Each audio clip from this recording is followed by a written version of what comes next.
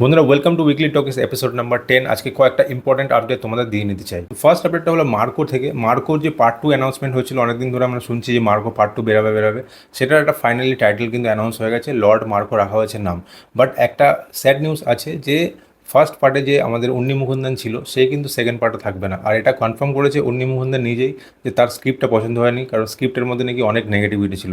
এবার আমার কোশ্চেন যে ভাই, আগের যে মুভিটা বেরিয়েছিল ওটাতে কি পজিটিভিটি ছিল যে তুমি ওটাতে সাইন করেছিলে?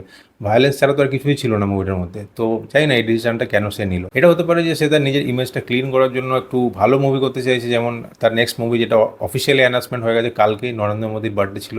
সো নরেন্দ্র মোদীর বায়োপিক করবে উন্নি মুকুন্দন। মুভিটার নাম থাকবে মা বন্দে।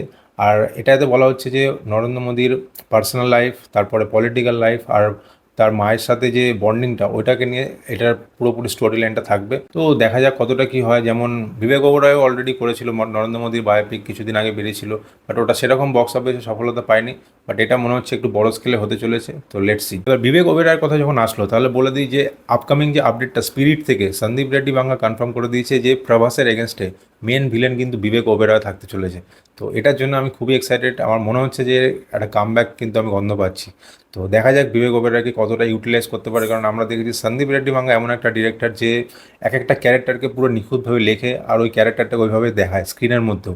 এবার অনিল কাপুরের একটা ছোটো রোল ছিল, মানে সাইড ক্যারেক্টার বলতে গেলে অ্যানিমেলে, কিন্তু ওই রোলটা কিন্তু কতটা ইম্প্যাক্টফুল ছিল সবার, সেটা সবাই আমরা জানি।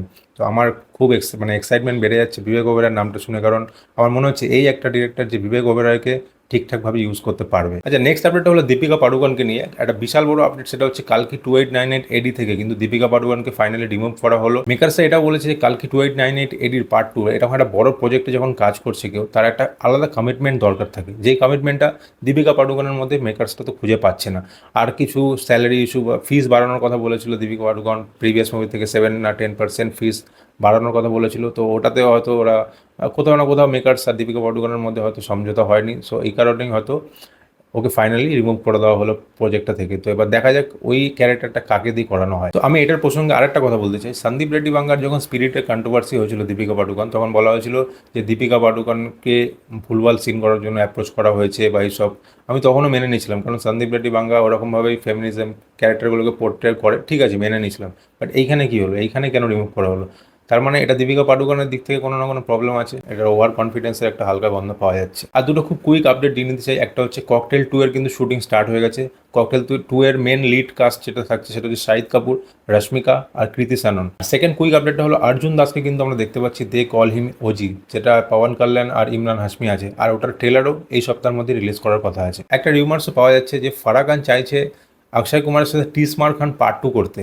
তো এটা কি দরকার আমি তো জানি না, তোমরা কমেন্ট করে জানিও। আর শেষ আপডেটটা যেটা আছে সেটা হচ্ছে বাংলা থেকে রাজ চক্রবর্তী আর জিৎ, এই দুজনের কিন্তু আপকামিং মুভি আসতে চলেছে। কথাবার্তা চলছে, এখনো ফাইনাল স্টেজে যায়নি। যেমন দুই পৃথিবী আর শত্রু, এই দুটো কিন্তু বক্স অফিসে খুব সাফল্য পেয়েছিল, আর সেই জুটিটাই কিন্তু বড় পর্দায় আসতে চলেছে। আর এটা আপডেট পাওয়া যাচ্ছে যে লায়ন জিতে যে আপকামিং মুভি, ওটার কিন্তু শুটিংটা পিছিয়ে গেছে। আর যেই কারণেই এই স্কেডিউলটার মাঝখানে রাজ চক্রবর্তীর সাথে একটা মুভি কিন্তু জিৎ সাইন করতে চলেছে। এটা খুবই ইন্টারেস্টিং হতে চলেছে। তো আমি আই এম ভেরি এক্সাইটেড, কারণ কেউ বলে বিপ্লবী, কেউ বলে ডাকাত, ওটা কিন্তু 2026 বা 27 কবে আসবে জানি না। ওটার কোনো আপডেট সেভাবে পাওয়া যাচ্ছে না। বাট তার মধ্যে যদি একটা রাজ চক্রবর্তীর সাথে কামব্যাক হয়ে যায় জিতের, মজা এসে যাবে ভাই। রক্তবীজ 2 এর কিন্তু ট্রেলার এসে গেছে, যেটা রিভিউ করে দিয়েছি। তোমরা যদি না দেখে থাকো তাহলে ওপরের লিঙ্কটা দেখতে পাচ্ছ, ক্লিক করে নেবে। এই ধরনের ইনফরমেটিভ ভিডিও যদি তোমাদের ভালো লেগে থাকে তাহলে লাইক করে দিও ভিডিওটা, চ্যানেলটা সাবস্ক্রাইব করে দিও। দেখা হচ্ছে খুব তাড়াতাড়ি নেক্সট ভিডিওতে। টিল দেন, টেক কেয়ার দোস্ত।